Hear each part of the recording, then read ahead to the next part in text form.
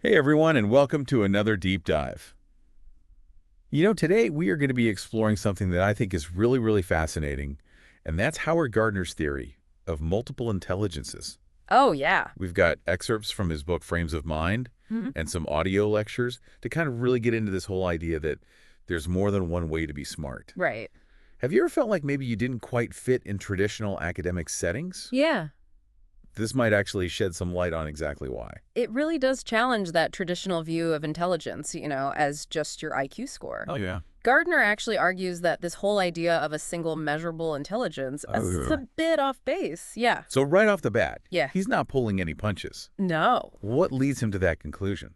Well, he points out that even people with damage to specific parts of their brain can still score high on IQ tests. Oh, wow. So it makes you wonder, Yeah. what are those tests really measuring? They might be good for certain cognitive skills, but do they capture the full range of human potential? I see what you're saying. Oh. I'm starting to see why this theory resonated with so many people. Yeah. It's like he's saying there's more to the story. Exactly. And that's where his definition of intelligence comes in. Okay. He defines it as the ability to solve problems or create valued products in a cultural setting. Oh, so it's not just about book smarts. It's about being able to do things in the real world, Right.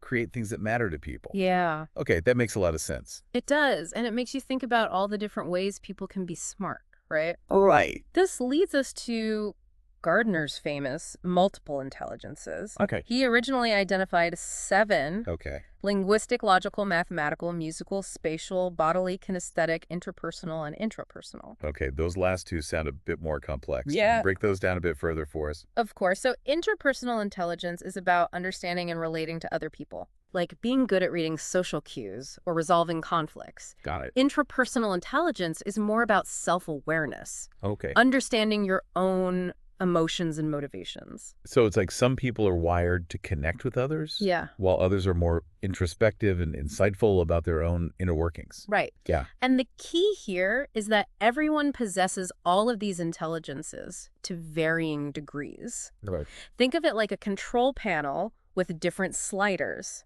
Mm. Some might be higher than others, but they're all there. Okay, I love that analogy. Yeah. It really helps to visualize it. Okay. Mhm. So let's say someone's a natural musician. Okay.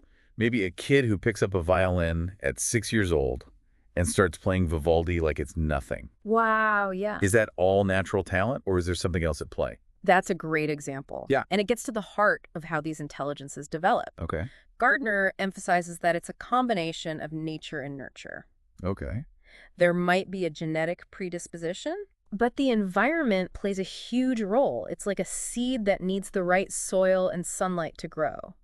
So early childhood experiences and exposure to different stimuli are crucial. Absolutely. Yeah. Think about those critical periods for language and music development. Yeah. The Suzuki method, where mothers are actively involved in their kids' musical learning from a very young age, Right. is a great example of how nurture can amplify natural potential. So even if you're not born a Mozart, the right environment can make a huge difference. Exactly. Now, this might be a bit basic, but how do these multiple intelligences differ from learning styles? Okay. Are they the same thing? Well, that's where it gets interesting, right? Yeah. Gardner is very clear that intelligences are different from learning styles. Right. Intelligences are the raw potential, like the cognitive capacities that you have. Mm-hmm. Think of them as the different tools in your toolbox. Okay. But learning styles are about how you prefer to use those tools, Mhm. like your approach. That's a great way to put it. And, just to clarify for our listener, there are also domains, Okay. which are like specialized areas where you can apply your intelligences, such as music, art, or science. Okay, so let's say you're really good at building things. Okay. Maybe you were always taking apart toys as a kid Yeah. and putting them back together. Right. Would that be a sign of spatial intelligence within, say, a mechanical domain? Exactly. You've got that spatial intelligence, Okay. that ability to visualize and manipulate objects in your mind, Mm-hmm. and you're applying it to the domain of mechanics. Yeah. But here's another fascinating wrinkle. Okay. Learning styles can be specific to each intelligence. Wait, really? Yeah. So you could be one way when it comes to music Right. and completely different when you're tackling a math problem. Absolutely. You might be super methodical and patient when learning a new song on the piano, Yeah. but then jump right in and experiment freely when you're painting. I see. That's why those generic learning style assessments can be a bit misleading. They don't always capture the nuances of how we learn. That's interesting. This is making me rethink my whole approach to learning. Yeah. I know Gardner talks about how traditional Western education tends to favor certain intelligences over others. Yeah, It seems like the classic book smart student often gets the most praise. that's right.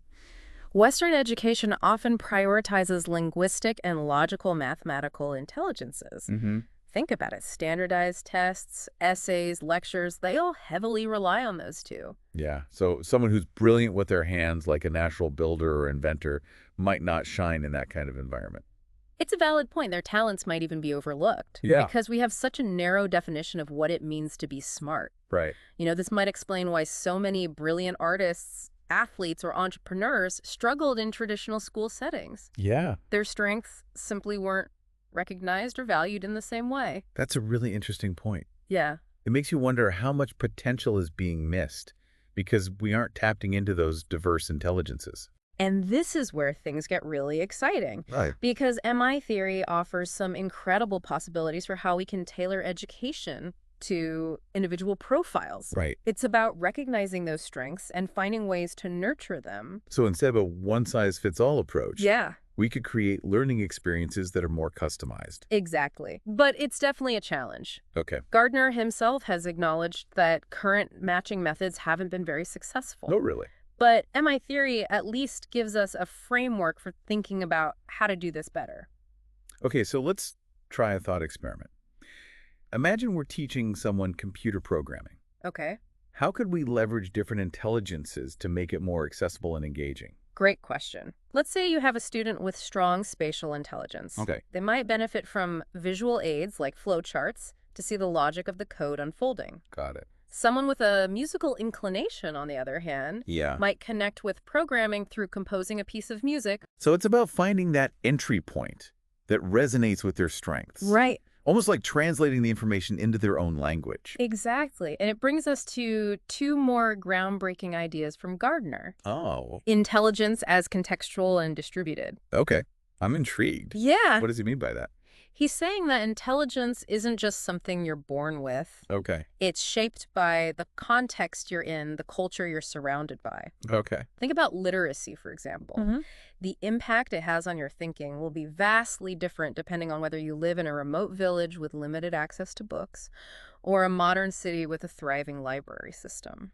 So where you grow up, the tools you have access to, the values of your community, all of that plays a role in how your intelligence develops. It's interconnected. Yeah. And distributed takes it a step further. It means that your intelligence isn't just in your head, Okay. but it extends outward to the tools you use and the people you collaborate with. So if I'm working on a project and I call up a friend for advice, I'm actually extending my own intelligence by tapping into theirs. Yeah. That's wild. It really shifts the perspective, doesn't it? It's Yeah. like Gardner is saying we don't exist in isolation.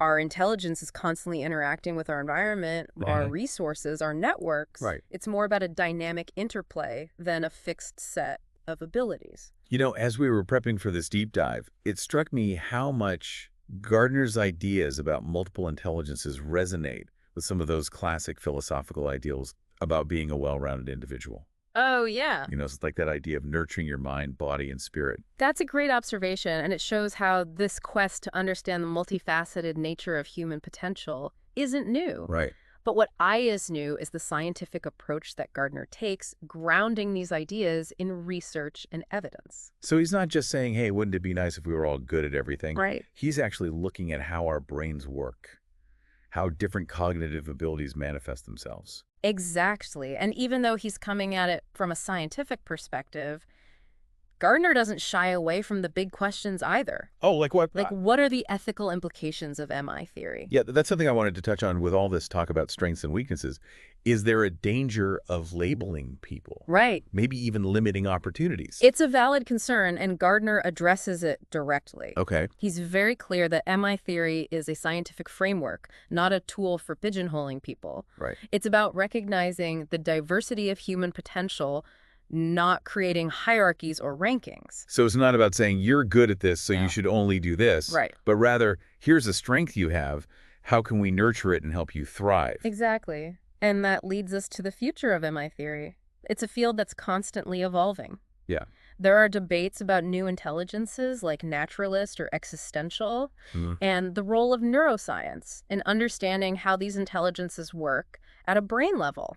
It's exciting to think about all the areas of exploration that are still ahead. We've just scratched the surface here. We have, and one area that Gardner is particularly interested in is how technology can be used to create more personalized learning experiences. Oh, wow.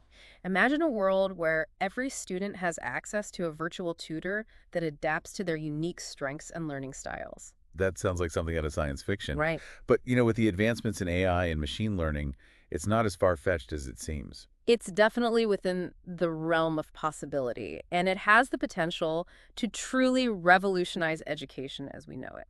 Wow. So as we wrap up this deep dive into multiple intelligences, Okay. what are some key takeaways you want our listener to walk away with? What should they be thinking about? I think the biggest takeaway is to challenge those traditional assumptions about intelligence. Right. It's not just about your IQ score, it's about recognizing your own unique blend of intelligences and how they interact with the world around you. It's like we've been looking at intelligence through a tiny peephole, and Gardner is swinging open the door to show us this whole panorama. I love that. Yeah. And don't forget that MI is not a static label. It's about embracing the fact that you can continue to learn and grow in all these different areas throughout your life. So to our listener, we encourage you to be curious, to explore those different facets of your intelligence, and to see how you can leverage them in your work and your life in general. And remember, the journey of self-discovery is a lifelong adventure. Celebrate your strengths, embrace those areas where you might want to grow, and never underestimate the power of your unique blend of intelligences to make a positive impact on the world. Beautifully said. And that brings us to the end of another deep dive. We'll be back soon with more fascinating explorations into the world of ideas. Until then, keep those minds open and those intelligences firing.